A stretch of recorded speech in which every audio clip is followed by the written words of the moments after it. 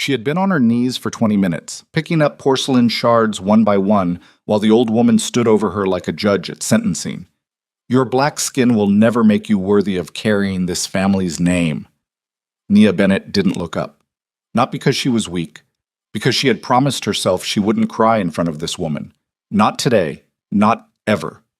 What she didn't know, what neither of them knew, was that the most feared Korean Mafia boss in Los Angeles was standing 12 feet away in the hallway, listening to every single word. If this story already has you gripped, stay with me until the end. Drop a like and comment the city you're watching from. I want to see how far this story travels.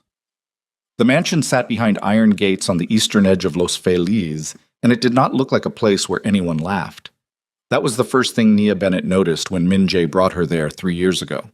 Not the imported marble floors that ran from the entrance hall all the way to the back garden, not the black lacquered furniture that probably cost more than her parents' house in Atlanta, and not the security guards who stood at every corner like furniture that breathed. What she noticed was the silence, the enormous, climate-controlled silence of a place that had been designed for power and not for living. She had told herself she could fix that. She had been wrong about how hard it would be. Kang Min Jae was 38 years old and had been running the Korean criminal network in Los Angeles since he was 26.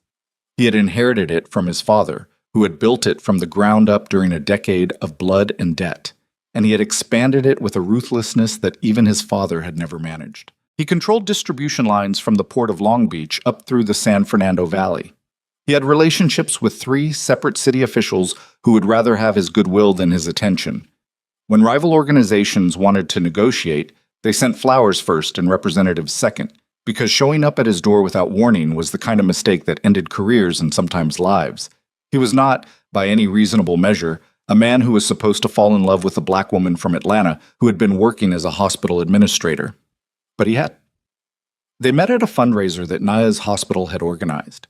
One of those charity events where wealthy donors circled expensive hors d'oeuvres and talked about giving while spending more on the event itself than any donation would cover. Min Jae had attended because one of his front companies had made a sizable contribution, and his financial advisor had told him appearances mattered. He had been counting the minutes until he could leave when he overheard Nia arguing with the event coordinator, quietly but firmly, about how the funds were being allocated, pointing out that the catering bill alone exceeded the projected donation total and that someone needed to explain that to the board. Min Jae had stopped walking. He wasn't used to people who said out loud the thing everyone else pretended not to see. They talked for 3 hours. He told her almost nothing true about himself, and she did not pretend she didn't notice. 6 weeks later, he told her the truth, all of it, every jagged piece, and she sat across the table from him in a quiet restaurant in Silver Lake and was silent for a long time before she said, "I need you to understand that I'm not afraid of complicated, but I will not be lied to." He had not lied to her since. The marriage was small. A courthouse, 2 witnesses, a dinner afterward at a Korean barbecue restaurant in Koreatown that Min Jae owned through a shell company. No ceremony, no announcement. Nia's family in Atlanta had feelings about it that she didn't push them to share out loud, and Min Jae's organization accepted it because they accepted everything he decided, because the alternative was unthinkable. The first 2 years were not easy, but they were honest, which was better than easy. Min Jae worked hours that no marriage manual would recommend. He came home with tension in his jaw that sometimes took until midnight to leave.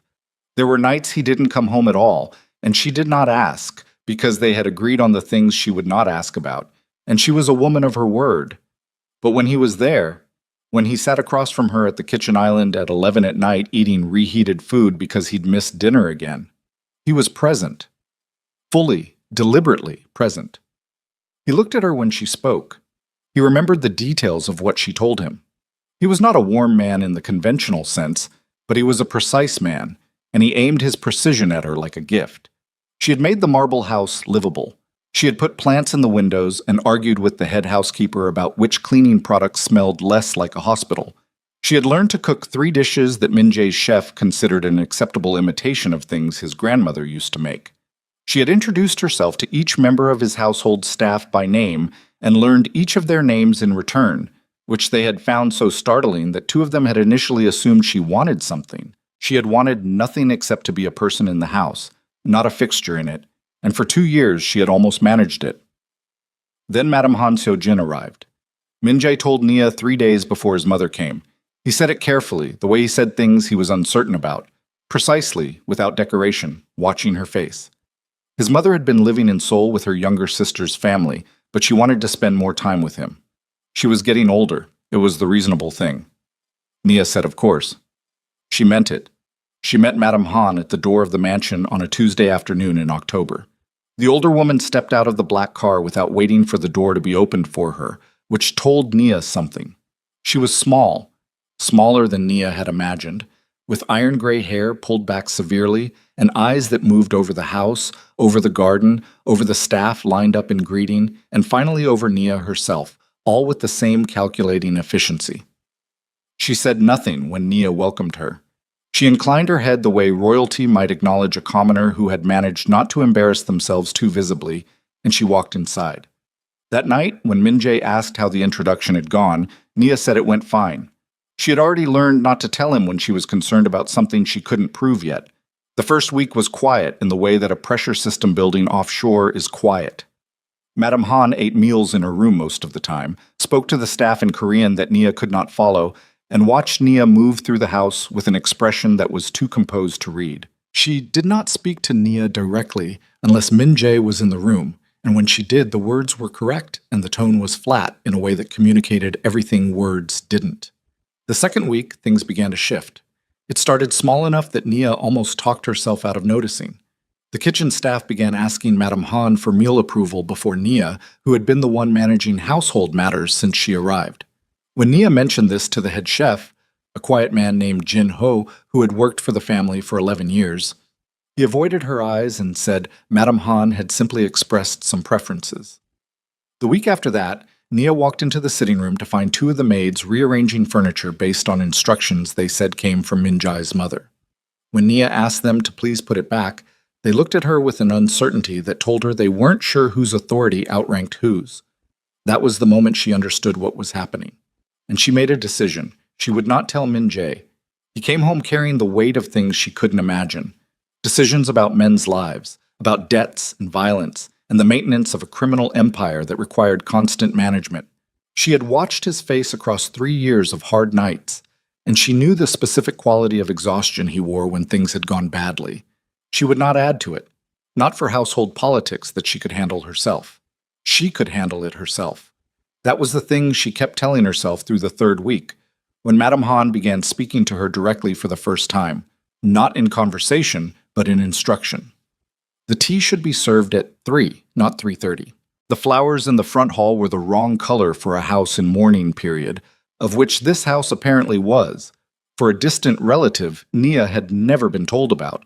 The food Nia had prepared for a small dinner, a dish she'd spent 3 hours learning to make correctly, one that Min-jae had said tasted like home to him, was left untouched on Madame Han's plate, and the older woman told the staff within earshot that some things required a certain background to understand properly. Nia went back to the kitchen and stood at the sink with both hands on the counter until her breathing steadied. She did not throw anything. She did not say anything.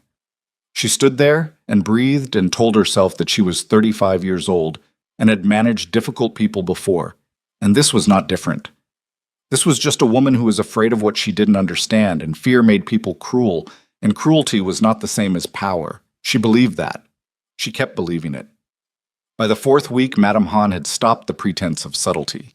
She began making her comments in front of whichever staff members were nearby, which Nia understood was a deliberate calculation, not because Madame Han was careless, but because she had decided that an audience was the point. She told the head housekeeper that Nia's way of organizing the kitchen was wasteful, and that whoever had taught her to cook had not done her any favors.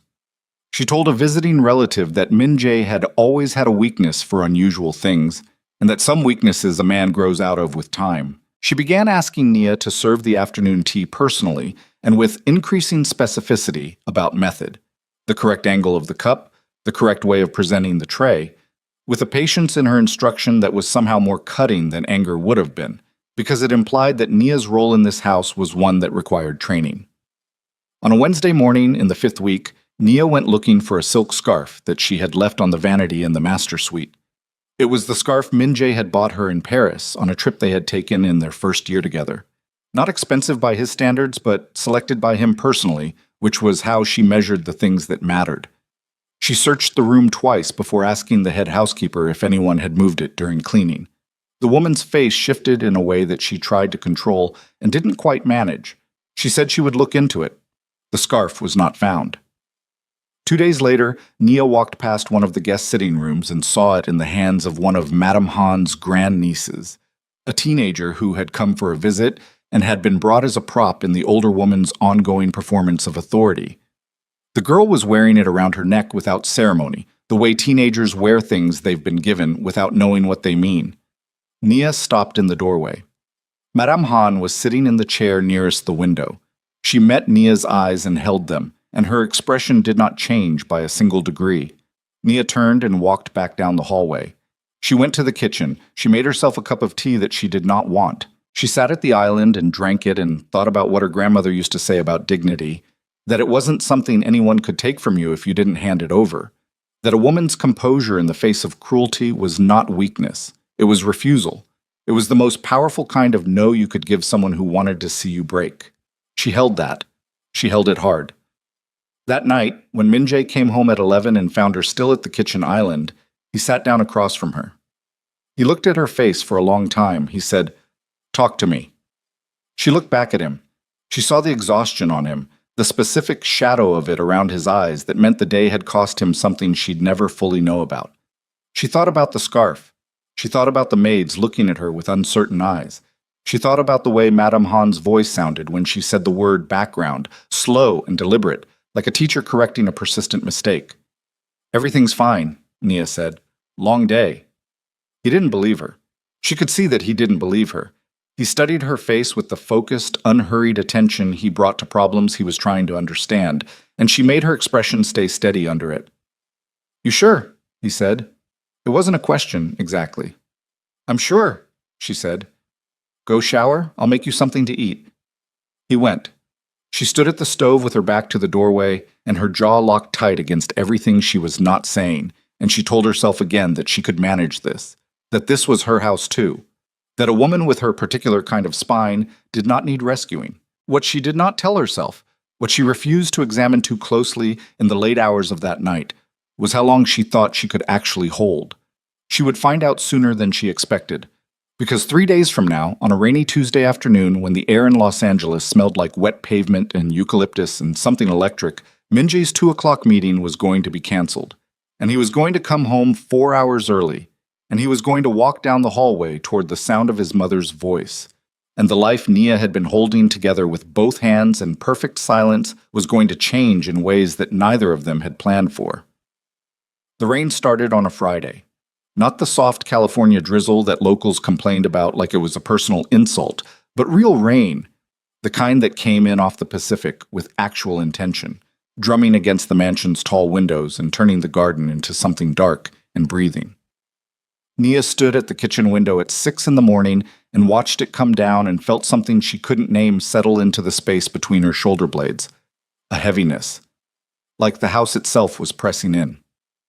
She had slept maybe 3 hours. The scarf thing had not left her. She had tried to let it go, had told herself a dozen times in the dark that it was an object, fabric, and dye, that its value was sentimental, and sentiment was something she could not afford to spend energy on right now.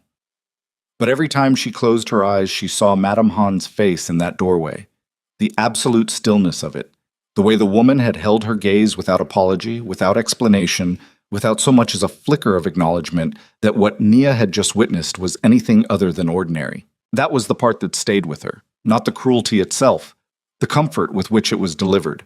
She poured her coffee and stood at the window and breathed. Minjae had left at 5:30, the way he always did on weeks when something in the organization was requiring management. He'd kissed the top of her head in the dark of the bedroom, and she'd pretended to be more asleep than she was, because if she'd been fully awake, he would have looked at her face and asked again, and she wasn't ready for the conversation that would follow. She needed more time. She needed to figure out what she was going to say and how she was going to say it without sounding like a woman who couldn't handle her own household. She heard Madame Han's door open at 7:45. She heard the older woman's slippered feet on the marble floor. A particular rhythm she had come to recognize the way you recognize the sound of something you've learned to brace for. She heard her stop outside the kitchen doorway. "You made coffee," Madame Han said. Not a question. "Good morning," Nia said. She did not turn around, a pause, the kind that was designed to be felt. "Min-jae prefers the coffee made fresh when he returns, not sitting in a pot." "He's not here," Nia said. "This is for me." Another pause, longer this time. Then the sound of slippers on marble moving away toward the east sitting room, and Nia let out a breath through her nose, slow and controlled, and wrapped both hands around her mug until the warmth of it was the only thing she was focused on. The housekeeper, Mrs. Park, a woman in her late 50s who had been with the family since before Min-jae took over the organization and who managed to be simultaneously efficient and invisible, found Nia 20 minutes later in the front hallway, where Nia had been rearranging a flower arrangement that had been moved from the spot she'd originally placed it in. "Ma'am," Mrs. Park said. She said it quietly, which already told Nia something. "What happened to the arrangement I put here on Wednesday?" Mrs. Park's hands folded in front of her. Madame Han asked that the front entrance reflect traditional positioning for the mourning period. "The mourning period ended 4 days ago," Nia said. "I confirmed it." "Yes." Mrs. Park did not look up. I'll speak with her." "No," Nia said. "I'll speak with her." Mrs. Park's expression did something complicated. Not fear exactly, but something adjacent to it. The look of a woman caught between two authorities and fully aware that only one of them had consequences she could predict. Nia replaced the arrangement the way she wanted it and walked to the east sitting room. Madame Han was at the window with her tea, watching the rain come down over the garden. She did not turn when Nia entered. She had a talent for that, for making her physical positioning communicate something about the relative importance of whoever had just walked in. "I'd like to talk about the household," Nia said. "Sit down." "I'm fine standing." Madame Han turned then. She looked at Nia the way she always looked at her, with that particular brand of patience that was not patience at all but the performance of it, designed to make the other person feel like a child demanding attention at an inconvenient time. "The house has been in this family for 16 years, she said. "I know how it runs." "You've been here 6 weeks, Nia said. "I've been here 3 years." "You've been here 3 years as a guest." The word landed like something physical. Nia felt it in her chest. Not quite pain, not quite shock, but something that moved through her and had to be actively absorbed before she could keep her face from responding to it. "I'm his wife," she said. "Yes," Madame Han said, simply, as if agreeing to something that had no bearing on anything. Nia stood there for a beat, 2 beats, 3. She was aware of the rain outside, the specific sound of it against the glass, the gray light it threw across the room. She was aware of her own heartbeat, which was faster than she wanted it to be. "I'm going to ask the staff to follow my direction going forward," Nia said, "on household matters. That's how it's been, and I'd like it to continue that way." Madame Han set her tea down on the saucer with a small, precise click. "My son," she said, "is a busy man. He doesn't have the time to notice what happens inside his own walls. That has always been the case with men like him." She paused. "But I notice. I always notice." It was not a threat. It was something worse than a threat. It was a declaration of surveillance delivered in the tone of a woman stating a fact of nature, like the direction water runs downhill. Nia said, "Then you'll notice when the household returns to how I have it organized." She left the room. She made it to the end of the hallway before she stopped walking and put her back against the wall and closed her eyes for a count of 10.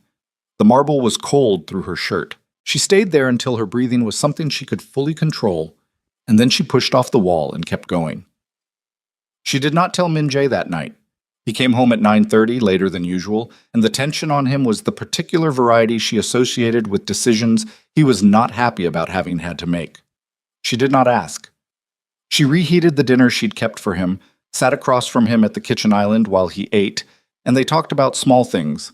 A book she was reading, a restaurant he'd heard had opened near their old neighborhood in Silver Lake that she might want to try. Normal things. Careful things. He looked at her twice with that focused stillness he deployed when he thought something was off, and both times she met his eyes evenly, and did not look away until he moved on. She was getting better at it. That was the thing that scared her, a little. How much better she was getting at hiding the shape of what she was actually feeling. The following week, Madame Han began in earnest.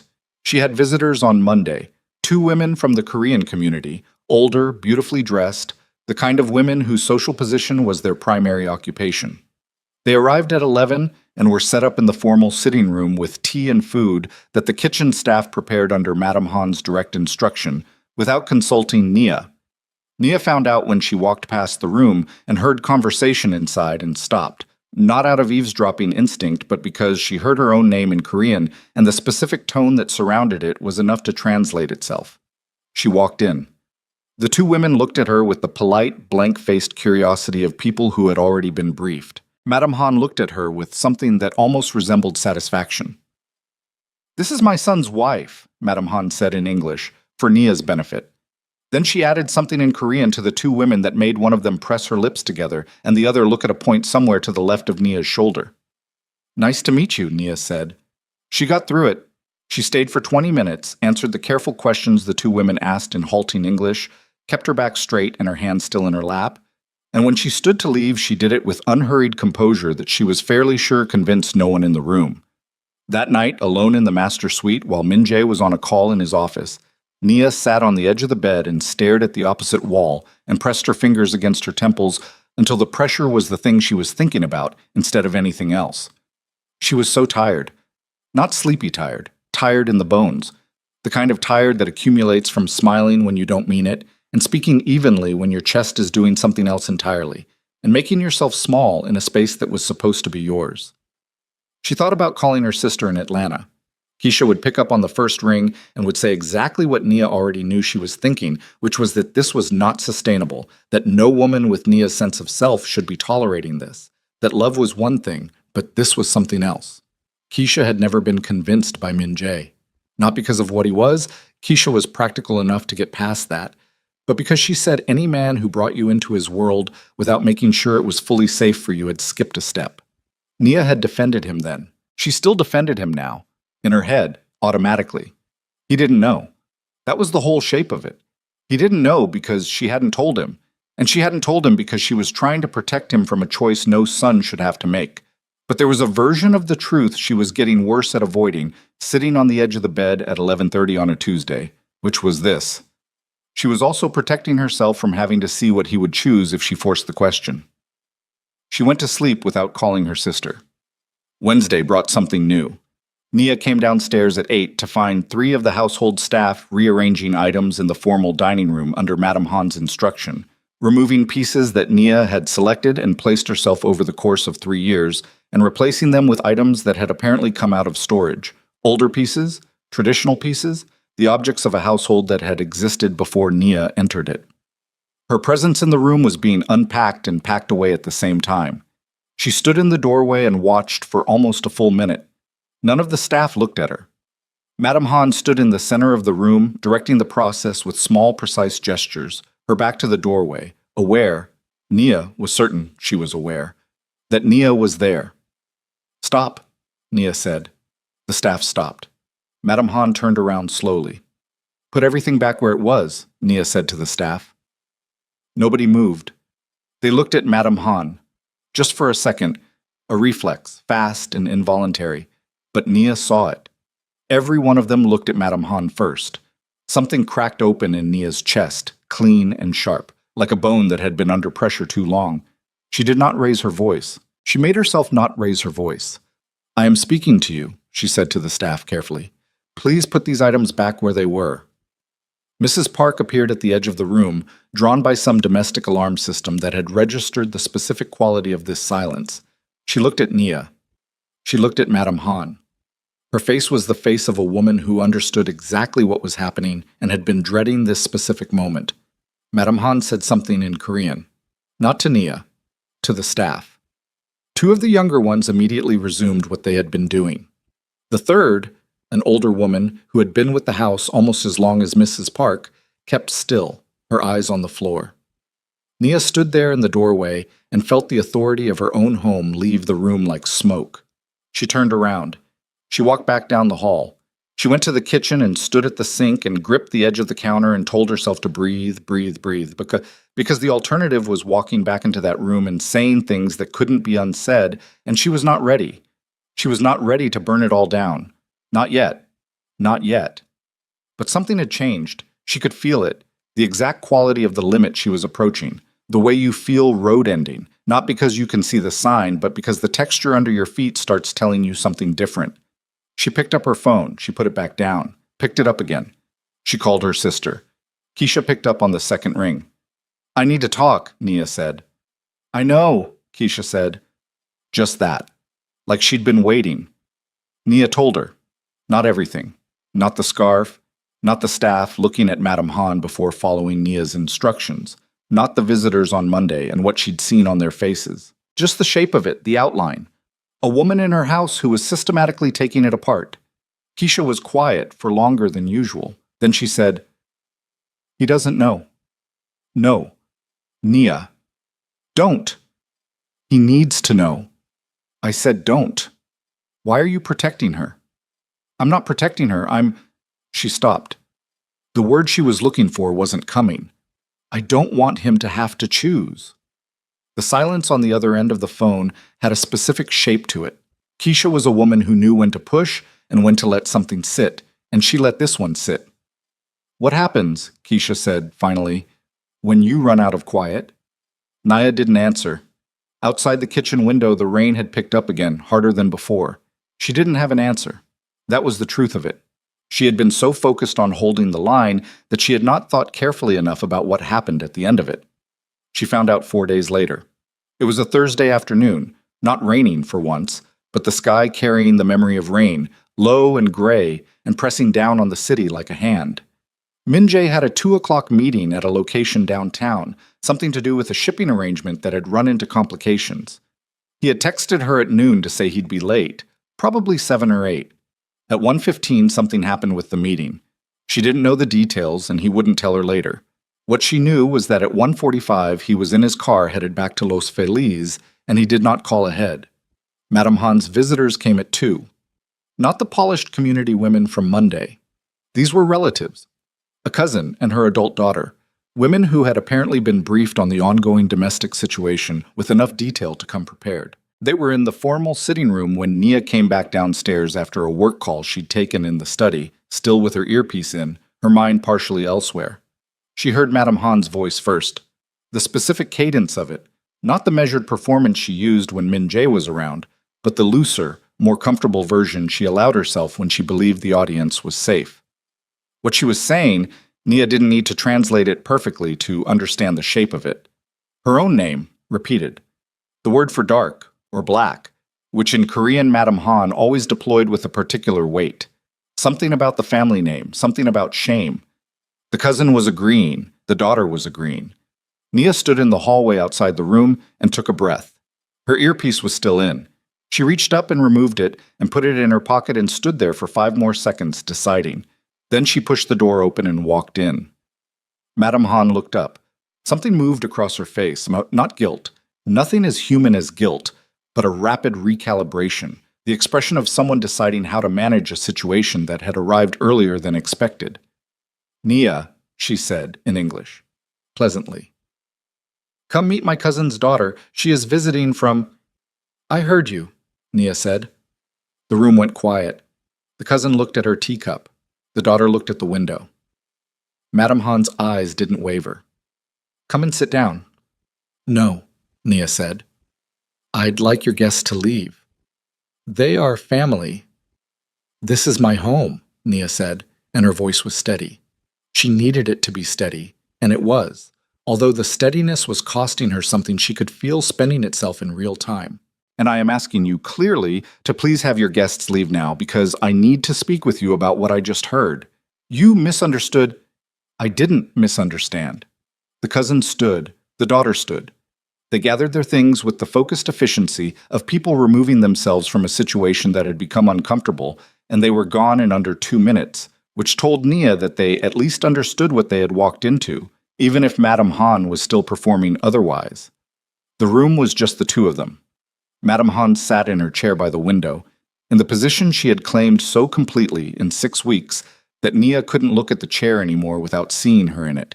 She looked at Nia without expression, the way a wall looks at you, just mass and refusal. "You think," Madame Han said, "that because he married you, this house belongs to you." "Because he married me," Nia said. "This house does belong to me. That's what marriage is." "You do not understand what this family is. I understand it better than you think." "Then you understand," Madame Han said, and her voice was perfectly even, the way ice was perfectly even before you put weight on it, that what he feels for you is not enough, that a man's feelings do not rewrite what a family is, what a name is, what blood is.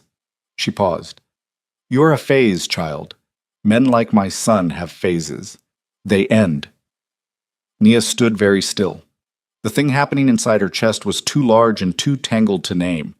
It was not grief exactly, or rage exactly. It was something older than both of those, something her body recognized even when her mind was still trying to process the words.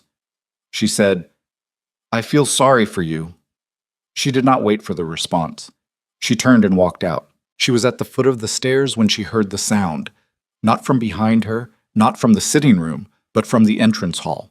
Tires on the wet driveway, a car door, the specific weight of a particular set of footsteps she knew better than her own. Min-jae was home, 4 hours early. Nia stopped walking.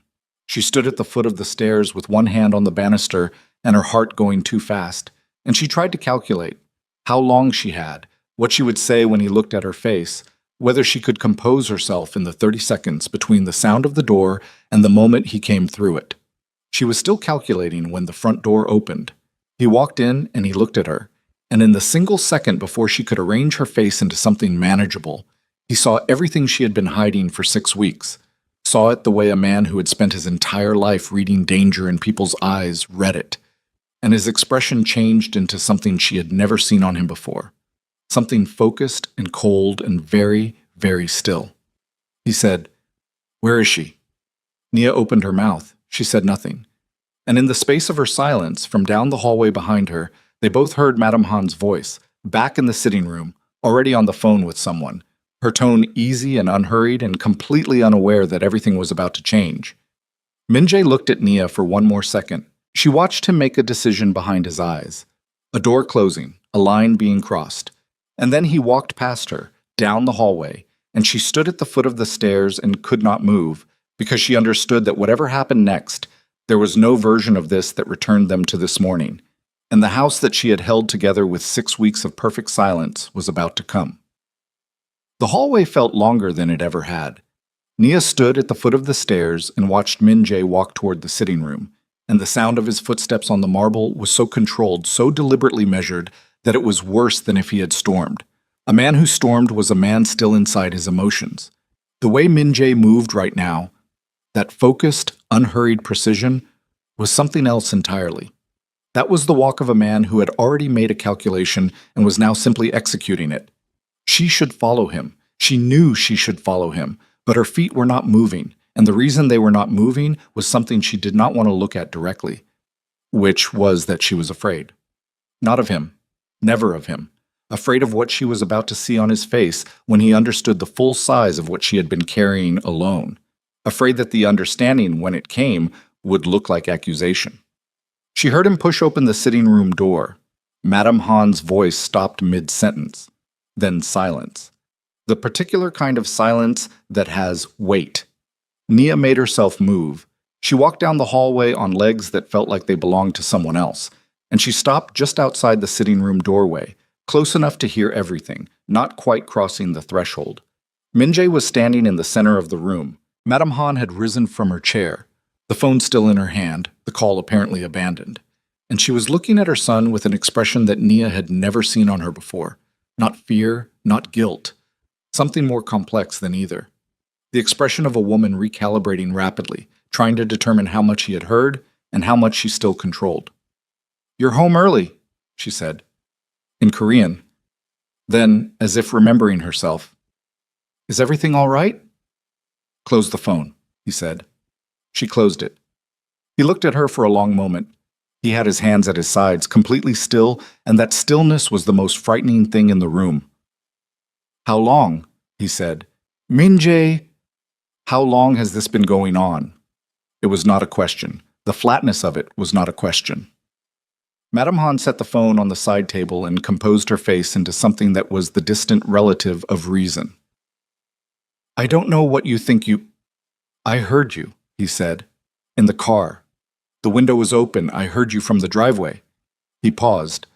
Before I came inside, I stood at the window and listened. For 4 minutes. So don't. The color did something in Madame Han's face. Not a blush. Something colder. The specific pallor of a person who has just learned that the ground they were standing on was not as solid as they believed. I was speaking with family, she said carefully. You were telling your cousin's daughter that my wife's skin is a disgrace to this house. His voice was still completely level.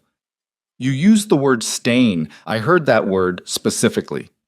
Nia, in the hallway, closed her eyes for exactly 1 second. I was expressing concern, Madame Han said, about the family, about what people say. What people say, he repeated. The community has opinions. The associates have... The associates, Minjae said, and something shifted in his voice then, something that Nia recognized. Not louder, but denser, the way weather got before it broke. Work for me. The community keeps its opinions to itself because I have never invited them into my business. And you... He stopped. He breathed once, through his nose. How long have you been doing this? I have been trying to help you. How long? Since I arrived. She said it cleanly, without apology. And in the straightness of her spine as she said it, Nia could see the decision Madame Han had made. That honesty was now the better strategy, that she was going to own the position rather than retreat from it, because she believed even now that she could defend it. I am your mother, Madame Han said. I have spent 40 years building this family's name. I have the right... You have no right, he said, to go anywhere near my wife. She is not... She is my wife. Not raised. Colder. Say the next word carefully. Madame Han looked at him. She was not a woman who backed down easily. Nia had understood that from the first week, and she did not back down now. She squared herself in the way of women who have survived things by refusing to yield, and she said, She is not one of us. She will never be one of us. And you know it. Underneath whatever you feel for her, you know what I am saying is true, and you have always known, and you married her anyway because you are your father's son, and your father never once thought about what came after the wanting. The silence that followed was the longest one yet. Minjae did not move. He stood in the center of the room and looked at his mother, and the expression on his face was something Nia had never seen there. Not anger, not hurt, but a specific species of grief that came from hearing something from someone you loved that permanently changed the shape of that love. Get out of this room, he said. Minjae, I need you to leave this room right now. Something in the register of it finally reached her. Madame Han picked up the phone from the side table and she walked toward the doorway, and she stopped when she reached it because Nia was there, and the two women looked at each other for the space of a breath. Madame Han's face did not change. She stepped past Nia without a word, and her slippered feet moved away down the hallway toward her wing of the house, and the sound of them faded.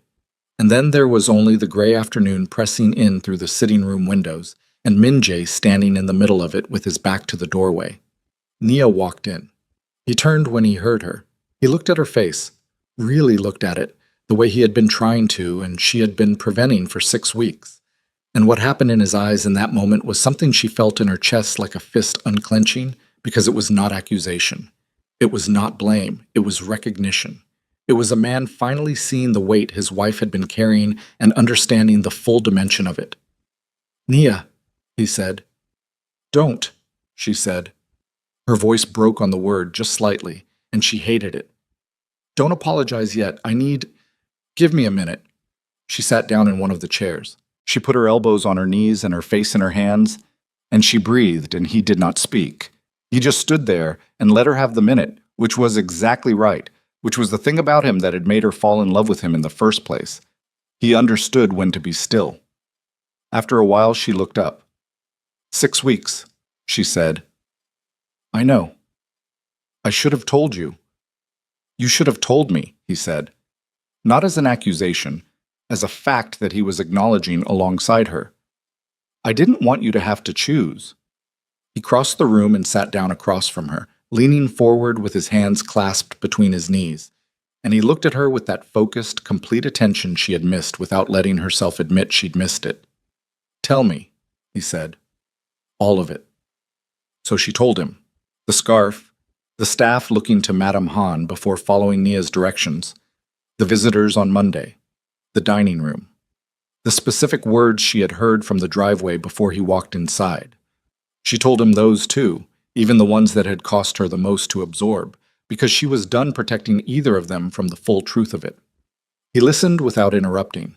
His face did not move much, but his jaw tightened at the scarf, and at the part about the staff looking to Madame Han, something went through his eyes that was fast and hard and then gone. When she finished, he was quiet for a moment. Then he stood up and said, "Stay here." "Min-jae, please," he said, "stay here." He walked out.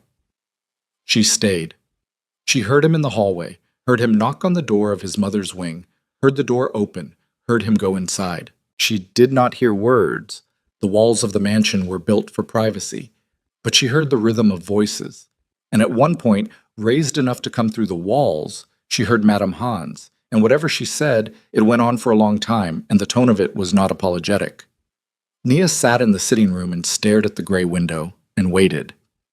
She became aware, sitting there, of something she had been pushing down for 6 weeks without fully naming it, a fundamental question about the man she had married, not about his feelings. Those she had never genuinely doubted, but about his construction, about whether a man who had been built by this woman, who owed his position and his name and his particular brand of cold competence to the world this woman had maintained, could fully separate himself from what she represented. Blood was not a simple thing. Loyalty was not a simple thing. Even the wrong kind of love was still a kind of love, and she had never fooled herself into thinking that Min-jae's devotion to her meant the erasure of everything that had existed before her. She didn't know what he would come back with. That was the truth she'd been refusing to sit inside. And sitting inside it now, alone in the gray sitting room, while rain threatened again outside, she felt the full size of the gamble she had made by loving this man. Not the criminal organization, not the danger, not the world of violence she had agreed to live adjacent to. Those things she had calculated and accepted. The gamble she had not calculated clearly enough was this one. The one where loving him meant accepting that he came with things attached that she could not control.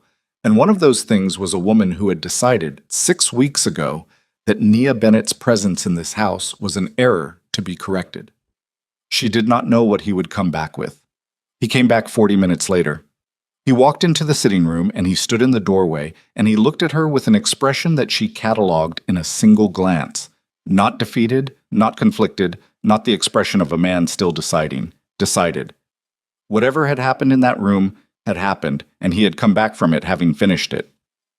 "She's going to leave," he said. Nia looked at him. "I've arranged an apartment in Brentwood. She'll have everything she needs. I'll make sure of it." He paused. "But she will not be in this house." "Min-jae," her voice was careful. "She's your mother." "She is," he said. "And what she did to you was not something I can—" He stopped. Tried again. "There are things I accept about the world I built. There are lines. This crossed them." He looked at her steadily. "You crossed every hard thing I ever asked you to accept without a word to me. The least I can do is this." She wanted to argue. Some part of her, the part that had been trained by 35 years of being a woman who solved her own problems and refused to require rescuing, wanted to tell him that she was fine, that it was his mother, that she could manage. But she looked at his face and she understood that this was not about her management anymore. This was about him, about a line he had drawn for himself that his mother had crossed, and what it meant about who he was if he allowed it to stand. She nodded. The next morning, Madame Han's luggage was packed.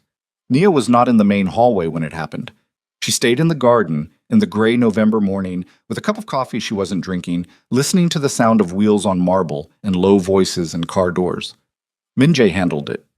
He had people to handle these things, and he handled it the way he handled everything, without theater, precisely, finally. She heard the gates open. She heard a car leave. And then she stood in the garden, and the quiet was back. But it was a different kind of quiet from the one that had been in this house for 6 weeks. That quiet had been a pressure, a held breath, something waiting to detonate. This one was emptier, cleaner. But not entirely what she had expected either, because underneath the relief she had anticipated there was something else, something smaller and harder to look at. She went inside and found Min Jae in the kitchen, his jacket off, at the island. In 3 years she had seen him at that island in his jacket, and at that island without his jacket, maybe a handful of times, and each time she noticed it because it meant something. He was still. He was looking at the counter. She sat across from him. "Are you all right?" she said. He looked up. He said, "No." It was the most honest thing she had ever heard him say, and she loved him for it, for choosing honesty over performance, for letting her see the cost of what he'd done, for trusting her with the version of himself that was not managed. She reached across the island and put her hand over his. They sat there. She thought that was the end of the hard part. She thought the worst was behind them, and what came next was the work of rebuilding, of restoring the warmth she'd spent 3 years cultivating, of reclaiming the house that had been gradually taken from under her, of letting Min Jae back into the parts of herself she'd sealed off for 6 weeks of self-protection. She was wrong. The call came at 4 in the afternoon, 2 days after Madame Han's departure. Min Jae took it in his office with the door closed, which he always did, and Nia was in the study down the hall working through a backlog of hospital administration contracts she'd been neglecting, and she thought nothing of it. But 30 minutes later, he came to the doorway of the study, and she looked up, and she saw his face, and she put the papers down. "What happened?" she said. "The Brentwood apartment," he said. "My mother didn't go there." Nia went still. "What do you mean she didn't go there?" "She went to Park Dae-hyun's house." The name meant something. She could tell from the specific way he said it. Flat, controlled, the voice he used when information arrived that required him to immediately begin calculating responses. Park Dae-hyun was a name she had heard before, never in comfortable contexts. One of Min Jae's oldest rivals. A man who had been waiting, with the patience of someone who had decades of practice at waiting, for any structural weakness in the Kang organization that he could position himself to exploit. "How long?" Nia said. "My security team is finding out." He paused. The initial report suggests she made contact with him before she arrived at the mansion. Something cold moved through Nia's chest. She looked at Min Jae and saw him processing the full architecture of what this meant in real time. His mother's arrival at the mansion, the 6 weeks of systematic erosion of Nia's authority, the performance of maternal concern for the family name, all of it reframing itself against this new fact. "She wasn't just being cruel," Nia said. "No," he said. "She was sent here." He didn't answer. He didn't need to. Nia stood up from the desk. Her hands were not entirely steady. She pressed them against the surface of the desk and focused on that. The physical solidity of it, because what was happening in her mind was too large and too fast to stay inside of. Everything she had endured, every humiliation she had absorbed in silence, every night she had lain awake telling herself to hold on, to not break, to not burden him. It had not been the irrational cruelty of a woman who couldn't accept her son's marriage. It had been a strategy. She had been placed inside this house as an instrument of destabilization, and for 6 weeks Nia had cooperated with it perfectly by keeping it hidden. "She used me," Nia said. Her voice was very quiet. "Yes." "She used my—" She stopped. The word she was looking for was not coming because there were too many of them. Patience, silence, dignity. Every quality she had believed was her protection had been weaponized against her without her knowing it was a weapon. "She calculated that I wouldn't tell you." "She was almost right," he said, not as an accusation. "What does Park Dae-hyun want?" "What he has always wanted, evidence of fracture, something he can use to move against me." Min Jae's voice was still controlled, but underneath the control there was something she had never heard there before. The very faint register of a man who had been blindsided by the one direction he had not thought to guard. "He has been waiting for internal division for 6 years. My mother's being in this house, the way she behaved, it was meant to be seen. By the staff, by the associates who visit, by anyone watching." He paused. The message was supposed to be that the Kang household is in disorder, that the lady of the house has no authority, that Min Jae cannot manage his own home, Nia pressed her palms harder against the desk. The room was very quiet. And if I had broken, she said, if I had lost my composure, confronted her publicly, or left, or caused a scene the staff could talk about, it would have spread, he said. These things always do. So my silence, Nia said, was protecting you this whole time, just not in the way I thought. Yes, a beat. And my mother knew you would stay silent because she knew what kind of woman you are. He looked at her. She read you correctly. She underestimated what I would do. For a moment, neither of them spoke.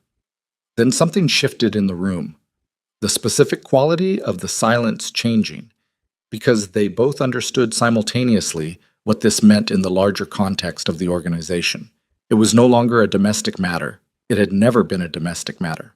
And Minjae standing in this doorway, looking at his wife, was not just a husband reckoning with his mother's cruelty. He was an organization head who had just discovered that his inner house had been penetrated, that his closest blood had been turned against him, and that the woman he loved had been deployed as the instrument of that turning without either of them knowing it. The man who walked back to his office was different from the one who had left it. Nia watched him go. She stood at the desk for a long time afterward, alone, and the realization that settled into her was not one she had any framework for managing, because it changed the geometry of everything. She had spent 6 weeks protecting him from a choice. She had not understood that by protecting him, she had been participating, unknowingly, impeccably, in a plan designed to destroy him. Her patience had been a weapon she hadn't known she was carrying, and somewhere across the city, in a house she had never seen, Park Dae-hun was sitting with whatever information Madame Han had brought him and adjusting his plans accordingly. And the fact that things had not gone the way he intended did not mean he was done. It meant he was recalculating. Men who had been waiting 6 years did not stop because one approach failed. They simply arrived at the next one, and the one after that, with the patient certainty of people who believed that eventually every structure had a crack that was wide enough. Nia picked up the papers from the desk. She put them in the drawer. She closed the drawer.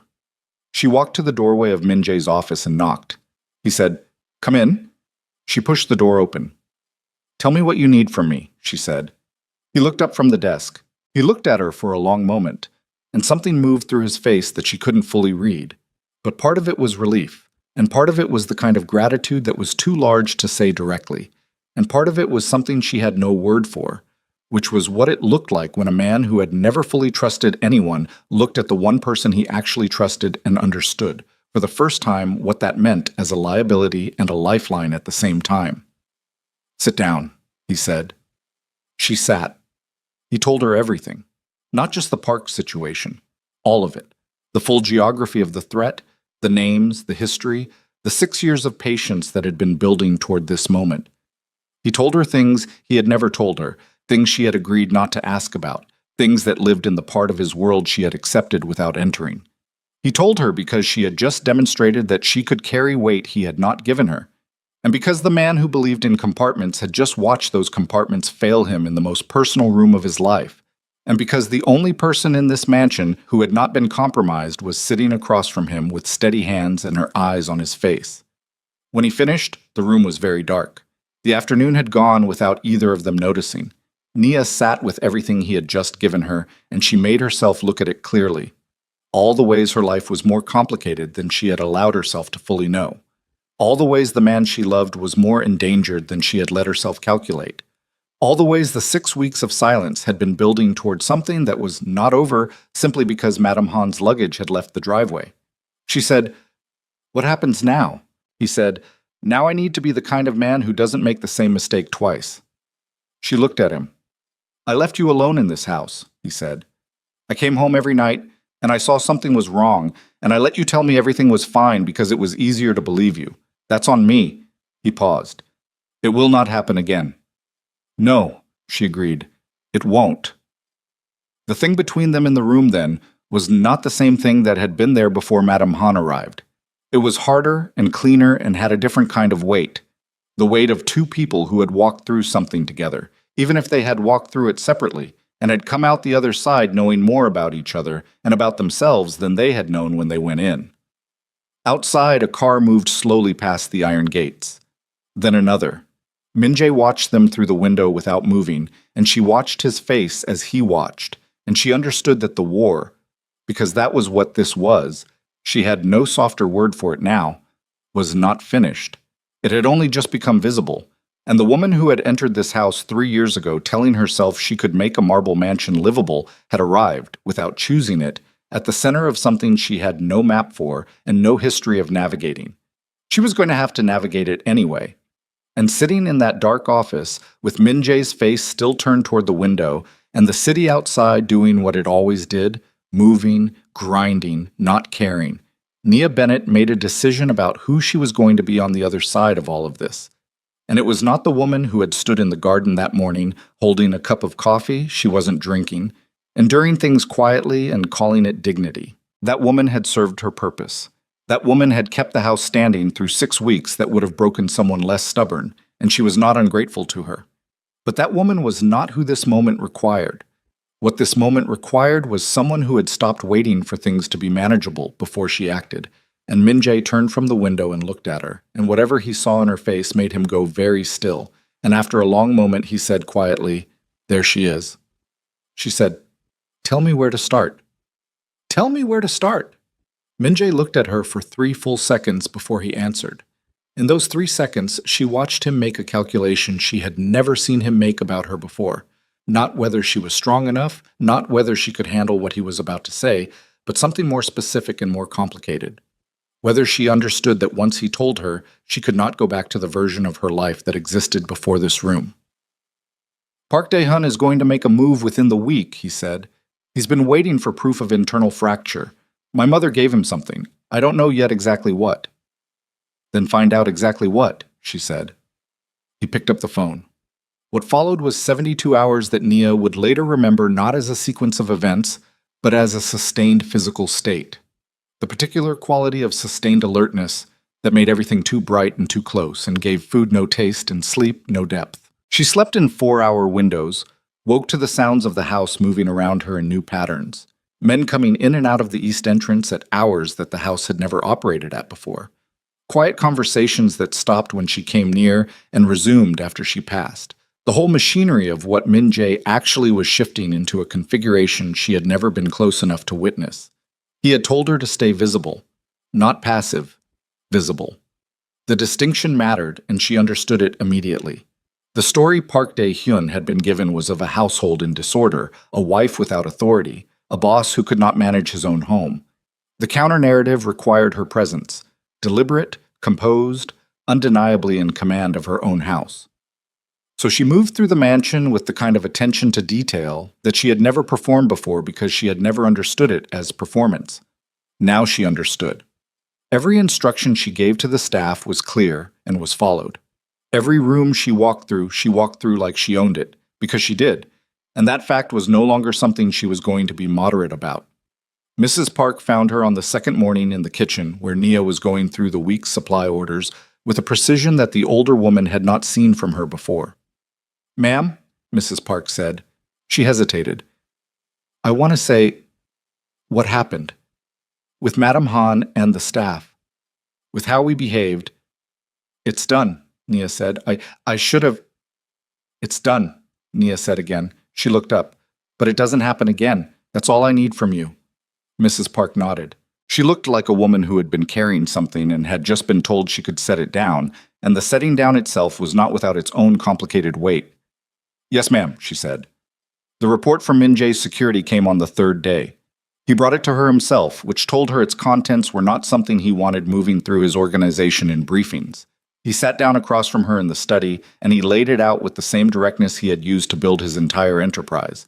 No preparation, no softening, just the facts arranged in order. Madame Han had been in contact with Park Dae-hyun's organization for 11 weeks.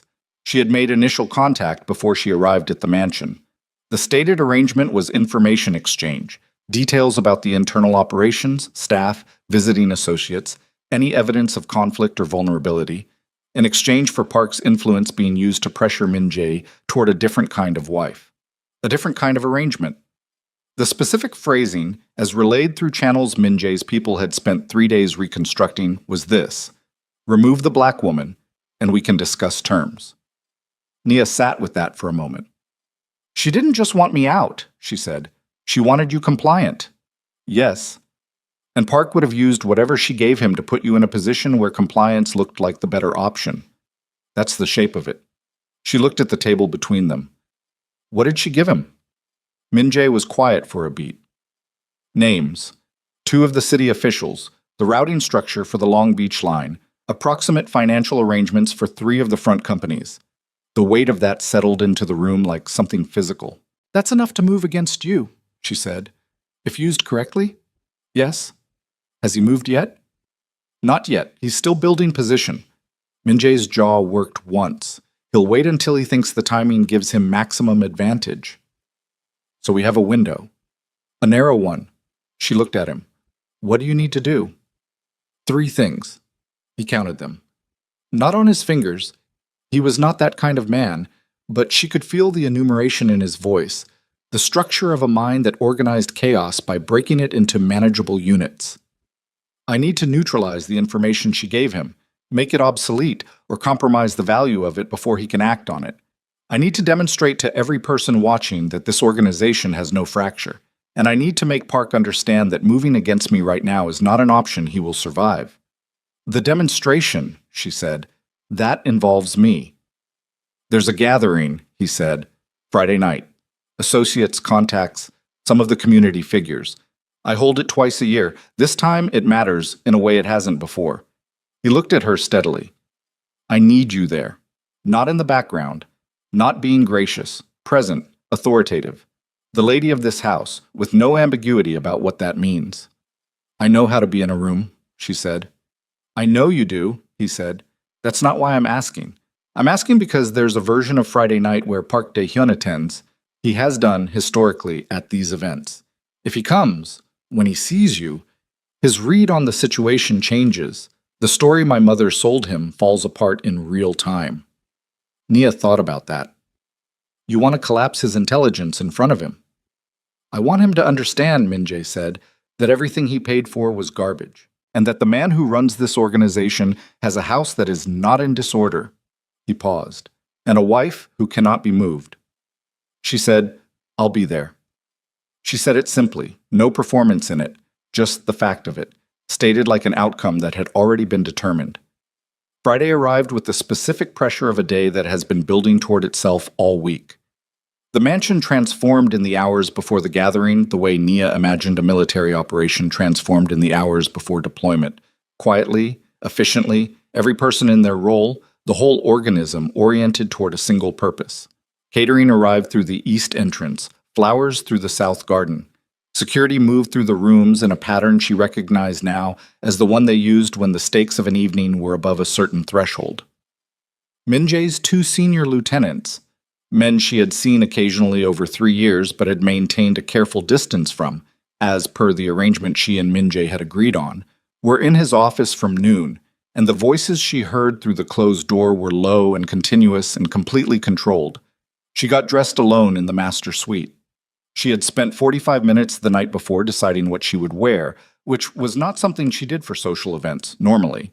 She dressed well because she understood the language of it, but she did not usually treat it as a strategic decision. Tonight it was a strategic decision, and she made it with the same deliberate attention Min-jae brought to his. She chose black, a structured dress, high neck, absolutely no apology in its silhouette. Her grandmother's gold earrings, the only jewelry she had brought with her from Atlanta when she moved into the mansion 3 years ago, which were not flashy and were not expensive by the standards of this house, but were hers, completely and inarguably hers. And that was exactly the point. She looked at herself in the mirror for a long moment. The woman looking back had not slept enough and had been carrying too much for too long and had spent 3 years being patient in a house that had recently tried to take her apart. She could see all of that. It sat in her eyes and in the set of her jaw. She did not try to erase it. She decided it was appropriate. She decided that a woman who looked like she had been through something and had not broken was exactly who needed to walk into that room tonight. She walked out of the suite. Min-jae was in the hallway. He had been waiting, she understood, because he turned immediately when he heard her door, and he looked at her the way he had looked at her on their first anniversary when she came down the stairs of this mansion in something she had saved for the occasion. like a man quietly recalibrating his own capacity for awe. He said nothing. He offered his arm. She took it.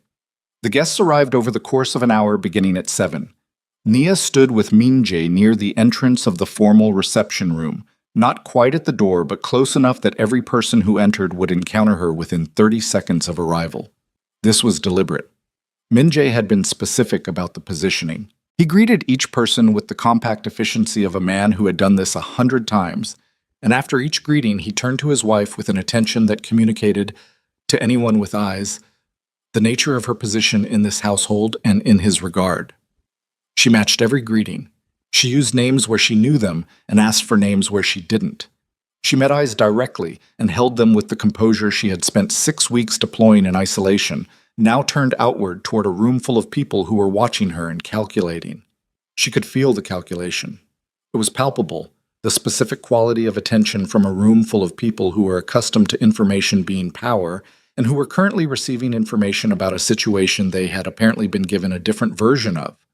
She watched it move through the room in small recalibrations, shifted postures, subtle glances exchanged, men who had heard one thing about the Kang household now processing the contradiction of what they were seeing.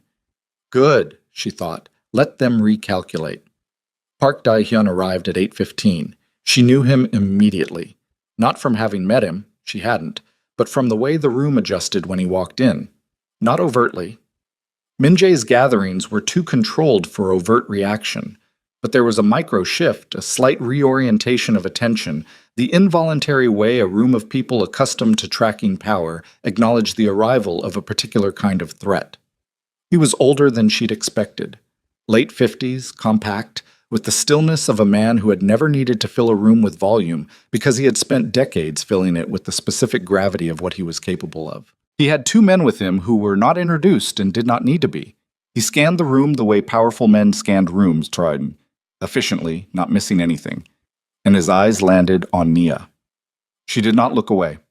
She watched him take her in, watched the sequence of it in his face, the recognition that she was not in the background, not adjacent to Min-jae, but standing beside him with a composure and an authority that the information he had purchased from Madame Han had not prepared him for. She watched him reassess. It was brief. He was too controlled for it to be long, but it was there, a quarter-second recalculation that she caught and held and filed. Min-jae guided her forward. Park Dae-hyun, Min-jae said. The tone of the name was interesting, pleasant, exactly as pleasant as the man deserved at a gathering like this, and nothing else. Kang. Park looked at him, then at Nia. Your wife. Nia, Min-jae said. Simple. The way you stated a fact about something that required no further context. I've heard about you, Park said to her. In English. His English was precise, slightly accented, deployed with the care of a man who used it when he wanted to be certain he was understood. I imagine you have, she said. Something moved in his eyes. Not what she expected. Not irritation, not the blankness of a man caught out. Something more like interest. The particular interest of a man who has bet on a calculation and is watching it not pay out and finding the experience instructive. You have a beautiful home, he said. Thank you, she said. It's exactly what I've made it. Min-jae beside her did not visibly react, but she felt the slight shift of his weight, the micro-movement of a man standing next to someone who just did something exactly right. Park held her gaze for one more beat, then he inclined his head and moved into the room. The 2 men with him followed like shadows. Nia reached for the glass of water a server was moving past with, and took a sip and let it do what water does, and she put the glass down and she kept her face composed, and she did not look at Min-jae because looking at him right now would cost her the composure she needed to hold for the next 2 hours. The evening continued. She worked it the way she had been trained, not by anyone in this world, but by years of being a black woman in professional spaces where the room was watching and calibrating and waiting for you to confirm whatever smaller story it had already decided to tell about you. She had been doing that work her whole life. Tonight, she brought every bit of it to bear in this room for this purpose, and it was something, she thought, to finally have an opponent worthy of it. At 9:40, she became aware of a change in the quality of the room's attention. Not overt, not the kind of shift that announced itself, but a gathering of focus toward the far corner, where Min Jae had drawn Park Dae-hyun into what appeared to be a private conversation. The two men with Park were slightly farther back than they had been earlier. Min Jae's two lieutenants had materialized at angles to the conversation that were too precisely placed to be accidental. She did not go toward it. She stayed where she was and continued the conversation she was in and let her peripheral attention track what was happening in the corner, because her job right now was not to be in that conversation. Her job was to be in this room, visible and controlled, while her husband managed the part she couldn't. The conversation in the corner lasted 11 minutes. When it ended, Park Dae-hyun moved toward the exit with his two men at a pace that was not rushed, but was also not the pace of a man who had been intending to leave this early. Min Jae did not accompany him to the door. He came back to Nia instead. "Done?" she said quietly. "He understands the situation." "All of it?" "Enough." A pause. "The city officials have been moved. The Long Beach routing has been changed. What my mother gave him is already obsolete. I started that process on day one." His voice was perfectly controlled, but she could hear, underneath it, the specific sound of adrenaline being managed over a long period. He has nothing left that's worth what it would cost him to use it. Did he know that before tonight? He suspected. Tonight confirmed. He looked at her. "You confirmed it. Every person in this room who had been told there was disorder in this house has now seen you standing in it. That story is dead." She nodded. The steadiness she felt was not relief, not yet, but something colder and more functional. The steadiness of a person who has been holding a position and is still holding it because the night is not quite over. "What did you say to him?" she said. "In the corner." Min Jae was quiet for a moment. "I told him that whoever sold him information about my household had sold him information about a situation that no longer existed, and that if he had been planning to act on it, the cost of that action had increased beyond any return he could reasonably expect." He paused. "And I told him that the next time he accepted intelligence from someone inside my family, he should ask himself why that person brought it to him instead of to me." "You told him about your mother." "Oh, I confirmed what he already knew. The difference is, I confirmed it on my terms." His jaw tightened once. "He now understands that I know exactly what she did, which means he also knows that any ongoing arrangement with her is an arrangement I am watching." "And Madame Han?" A beat. "She'll be contacted tomorrow." "By you." "By me." The last guest left at 11. The mansion emptied in the way large spaces empty after they have been full. Slowly at first, then all at once, the sound going out of it like a tide, until there was only the staff moving through the quiet rooms collecting glasses, and the gray November night pressing against the windows, and the two of them in the entrance hall in the particular silence that follows a thing you have been building toward for days. Min Jae stood with his jacket still on, one hand at his collar, and he looked at his wife. She looked back at him. They were both exhausted. Not the sleepy kind, the kind that went into the bones, the kind that was the residue of sustained alertness finally finding permission to release. She could see it on him the same way she imagined he could see it on her. The specific cost of the last 72 hours written in the faces of two people who had come through it standing. "You were extraordinary," he said. He said it plainly, without ornament, the way he said true things. "I know," she said, because she did, and she was not going to be modest about it tonight. Something moved in his face. Not quite a smile. He was not, in general, a man who smiled often enough for it to arrive easily, but the thing that lived in the same territory as one. "We need to talk about my mother," she said. "Tomorrow." "Tomorrow," she agreed, "but I want to be part of that conversation." He looked at her. "I know. I'm not asking, Min Jae, I'm telling you, I have earned a seat at that table." "You've always had a seat at that table," he said. "You just never sat down in it." She opened her mouth. She closed it. Because he was not wrong, and she had enough honesty in her at 11 o'clock on a Friday night, after the week they had just survived, to admit it. "Tomorrow," she said. "Tomorrow." They were halfway to the stairs when Min Jae's phone went off. Not the regular phone. The second one, the one she had learned over 3 years to treat as a signal, because it rang only when something required immediate response. He looked at the screen. Something changed in his face. "What?" she said. He turned the phone toward her. A text. 2 lines. No name attached. You made your point tonight. But you forgot to account for the woman in Brentwood. She didn't go to Park. She went somewhere worse. Nia read it twice. Who sent this? She said. Someone inside Park's organization who has been useful to me before. He was already dialing. If he's warning me, it's because what my mother actually did is worse than what he told Park. The call went through. Min-jae listened for 40 seconds without speaking. His face did not change in the way most people's faces changed. Not pale, not flushed, but something moved behind his eyes that she had never seen there before. Something that was not quite fear, because she did not think he experienced fear in the conventional sense, but something that occupied the same coordinate. He ended the call. He stood in the entrance hall of the mansion he had built, and he looked at his wife, and he said, "She made a second contact, not Park, a federal investigator. She's been speaking with the Justice Department for 3 weeks." The floor did not move. She knew the floor did not move. But something shifted in the architecture of the moment, something fundamental and irreversible. The kind of shift that happens when the context of everything you have understood about a situation is replaced instantaneously by a context that is larger and colder and has entirely different consequences. "She's not just working with a rival," Nia said. Her voice was very careful. "She's trying to put you in prison." "Yes," he said. The word fell into the quiet of the entrance hall, and they both stood in it. And outside the iron gates of the mansion, the city moved the way it always moved. Indifferent, relentless, completely unaware that in this house, in this moment, a woman who had endured 6 weeks of silence and a man who had never once been caught off guard in 12 years of running an empire were standing in the wreckage of the same devastating truth. The mother had not come to destroy a marriage. She had come to burn. She had come to burn everything down.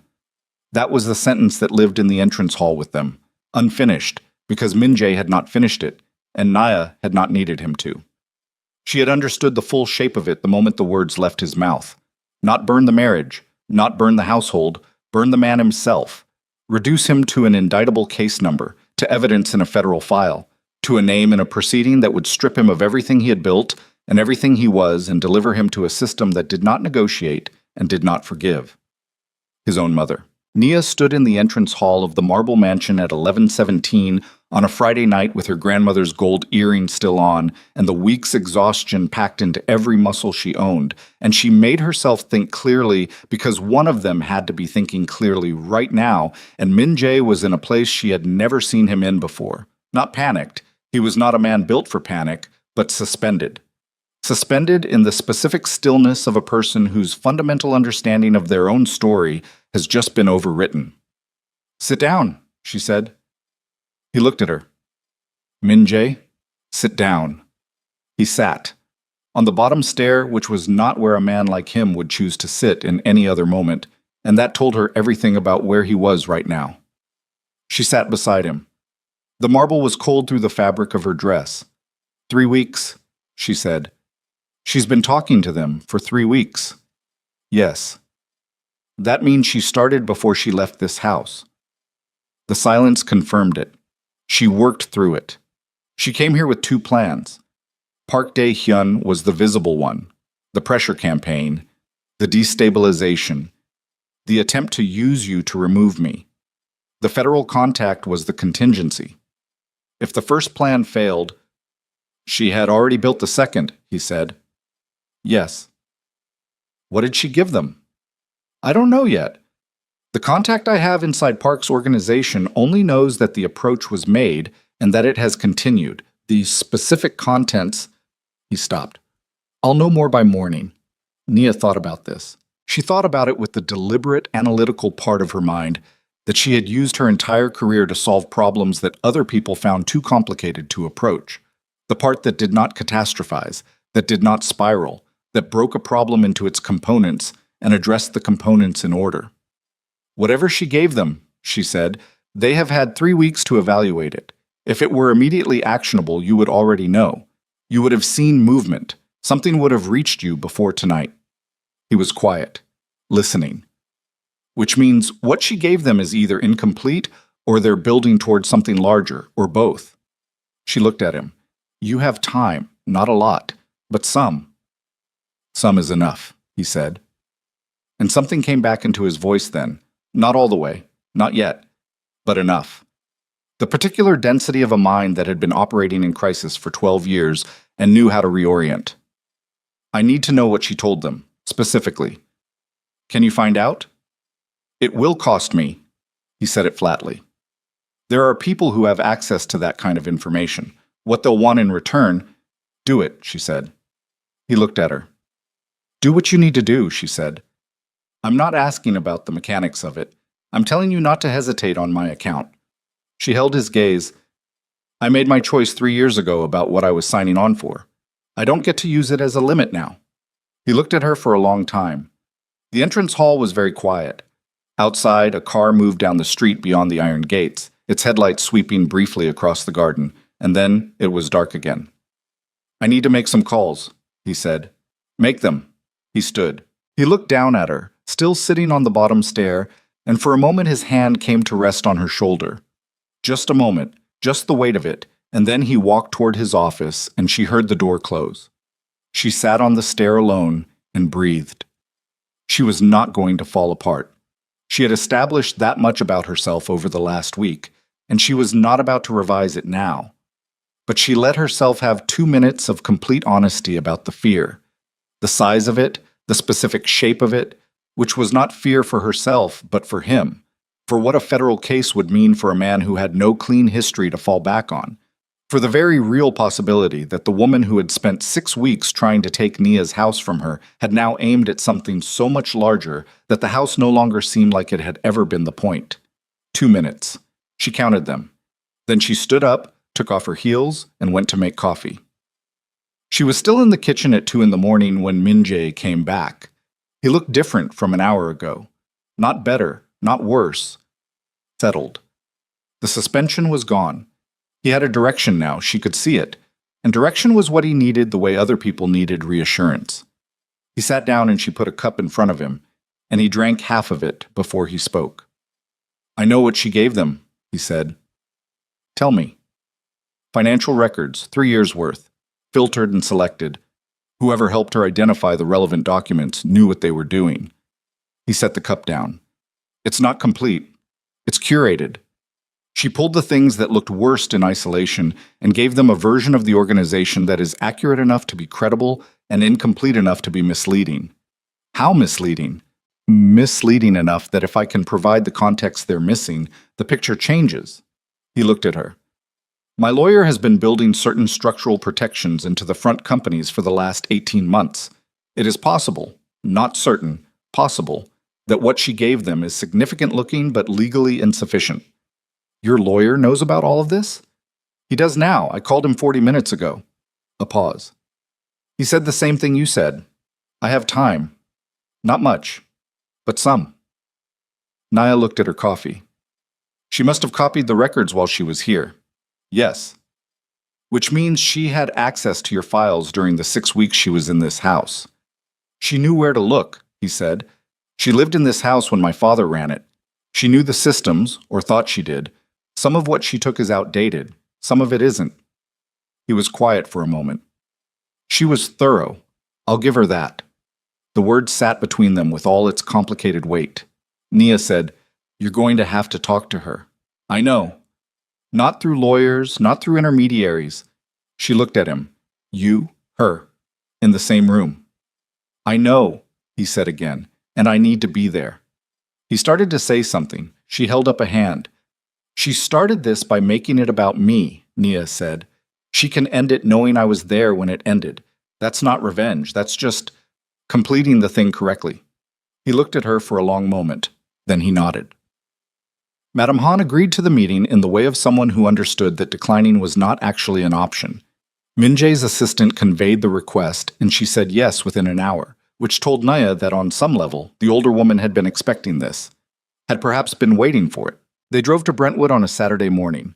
The apartment Min-jae had arranged was on the 8th floor of a building that was expensive and impersonal, the kind of place designed to communicate financial care without warmth. The city stretched out through the windows in every direction. Madame Han was standing in the living room when they arrived, dressed as if she had known she needed to be composed, which she had.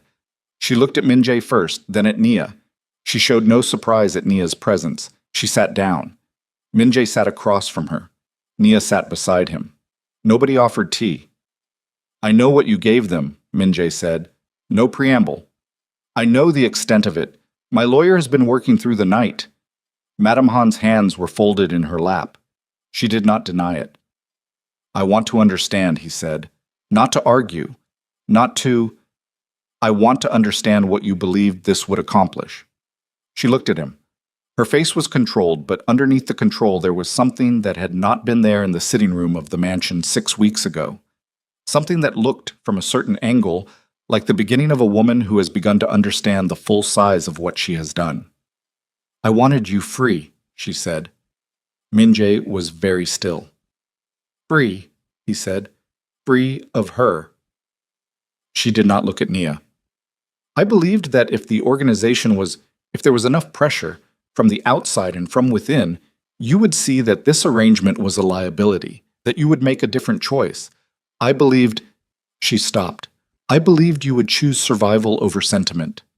You tried to have your own son investigated by the federal government, he said, to pressure me into divorcing my wife.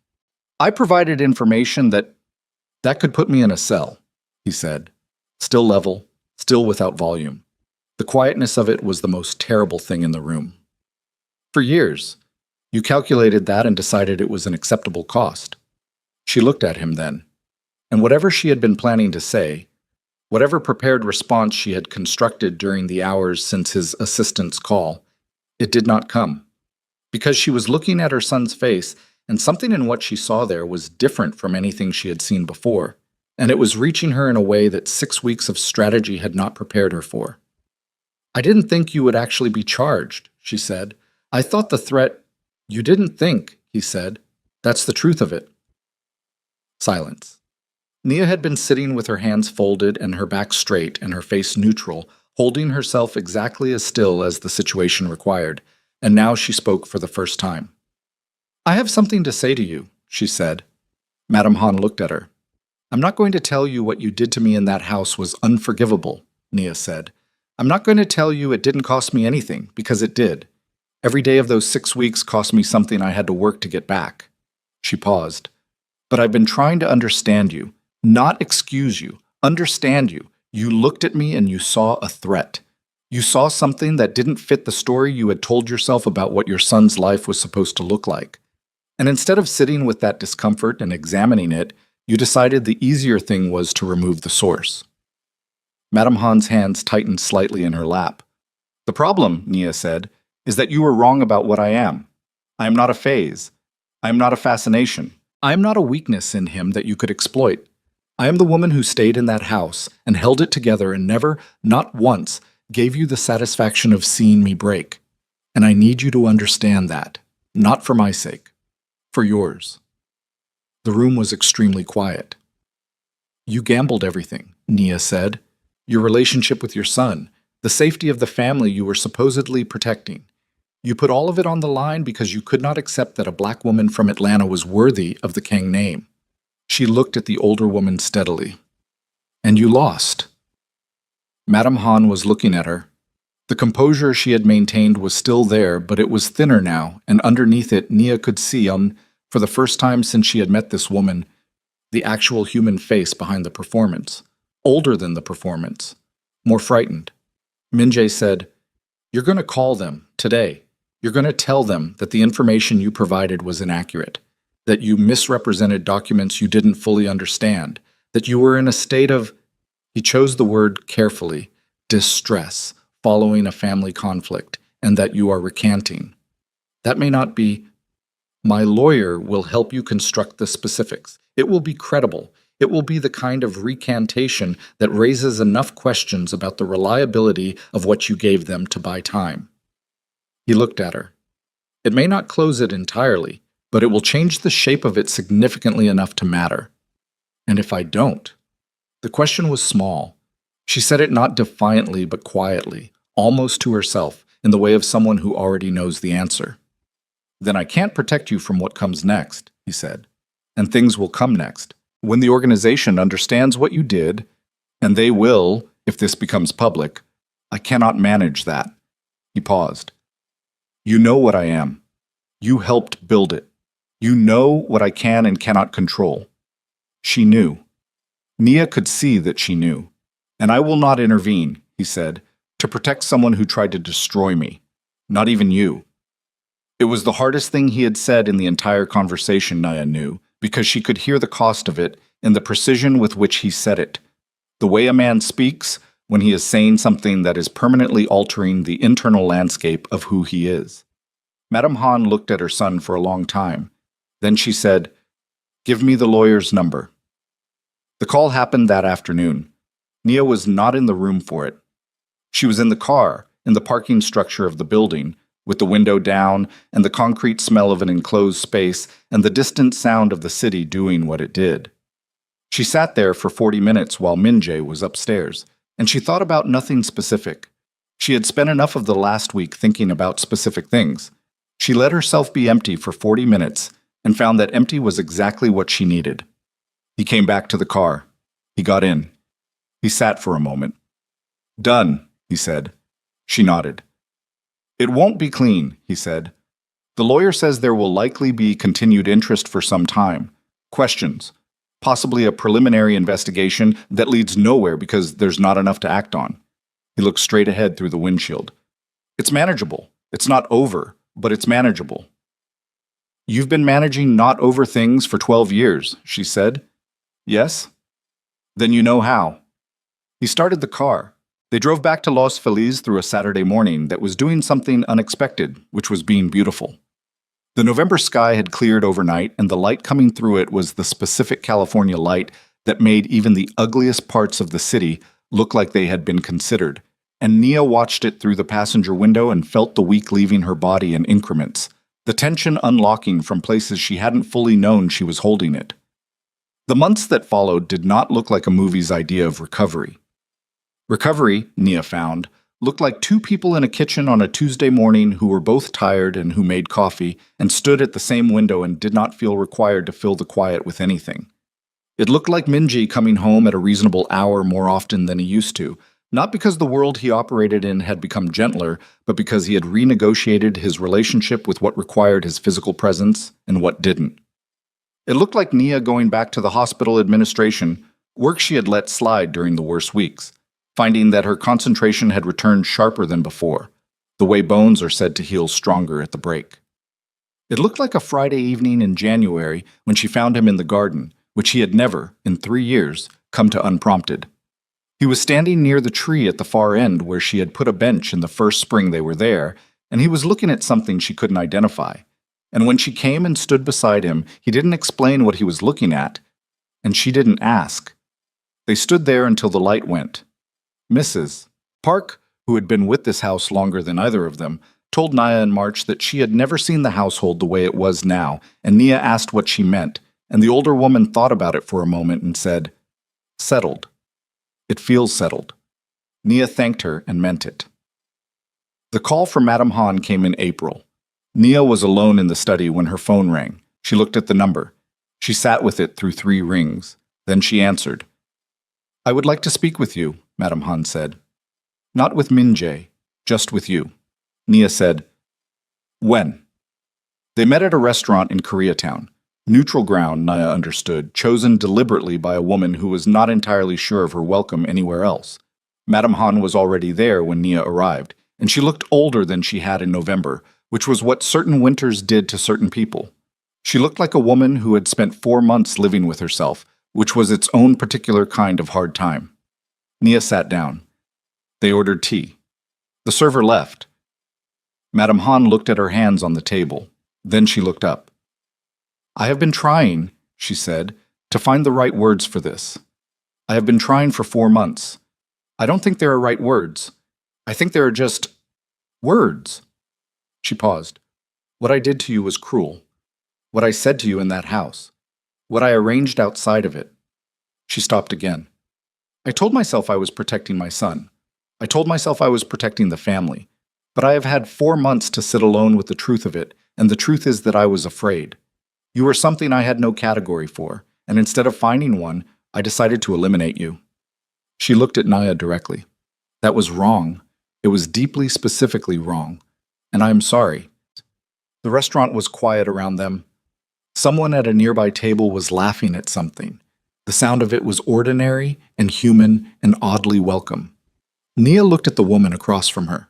She looked at her for long enough to see her fully, not as the adversary of 6 weeks, not as the architect of the federal disaster that still had a few loose threads Min Jae's lawyer was managing, but as a woman in her 60s who had spent her whole life building a specific kind of world and had encountered something she could not fit into it, and had responded with the tools she had, which were the wrong tools, wielded in the wrong direction, at enormous cost. "I'm not going to tell you it's fine," Nia said, "because it isn't." Madame Han nodded. "But I'm also not going to carry it," Nia said.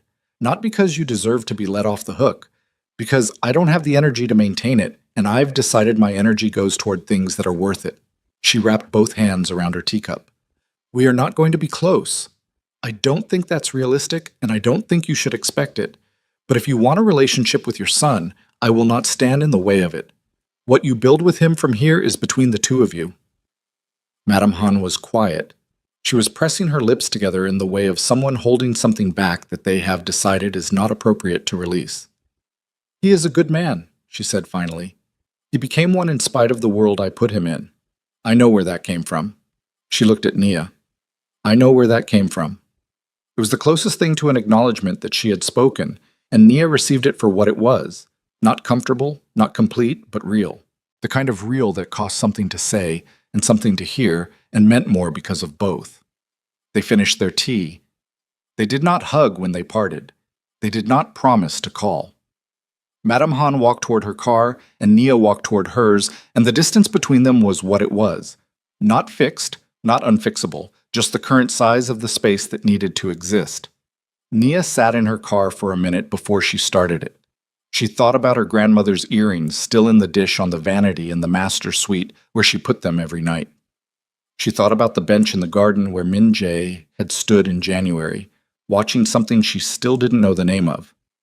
She thought about the kitchen island and the late-night meals and the 3 years of building something in a marble house that was not supposed to be capable of warmth, and the 6 weeks of someone trying to take it apart, and how it was still standing. She started the car. Min Jae was in the kitchen when she got home. It was not unusual anymore. He was at the island with his jacket off and 2 cups already poured, which meant he had known approximately when she would be back, which meant he had been paying attention, which was, she thought, coming through the door and setting her bag down and sliding onto the stool across from him, maybe the simplest and most accurate definition of what their marriage actually was. 2 people who paid attention to each other, who showed up, who chose daily, without ceremony, to be present in the same room. He looked at her face. He read it the way he always read it now, without the barrier she had maintained for 6 weeks of smiling and saying everything is fine. "How was it?" he said. "Hard," she said. "Real." He nodded. "She loves you," Nia said, "in the way she knows how, which is not a good way and did a lot of damage. But it's there." "I know," he said. "You should call her." He looked at his cup. "I know that too." She reached across the island and took the cup he had poured for her and drank, and the coffee was exactly the way she took it, which he had known from the first month she lived in this house and had never once gotten wrong. And she thought about how that was the kind of thing that didn't make it into the stories people told about love, but was maybe the whole of it. Outside the kitchen window, the afternoon was doing that California thing again, turning gold without warning, the light going long and generous across the garden. The tree at the far end of the garden was doing something with it that made it look like it had been placed there deliberately, which it had. She had placed it herself.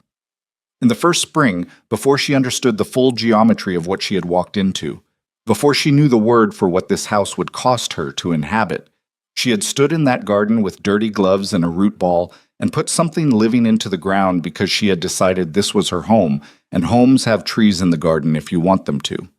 She had wanted it to. The tree was taller now than it had been. It was establishing itself, the way things did when they were left alone long enough to find their own direction, when the worst of what had tried to come against them had passed through and the ground was still there underneath. Min Jae followed her eyes to the window. They sat in the kitchen of the marble mansion and drank their coffee, and the golden afternoon moved through the garden the way good things moved through a life you had fought for. Not loudly, not with announcement, just there, doing what it did, because it had earned the right to stay. There was nothing left to brace for. Not tonight. Tonight the house was just a house. Warm, quiet, theirs. And that was more than enough.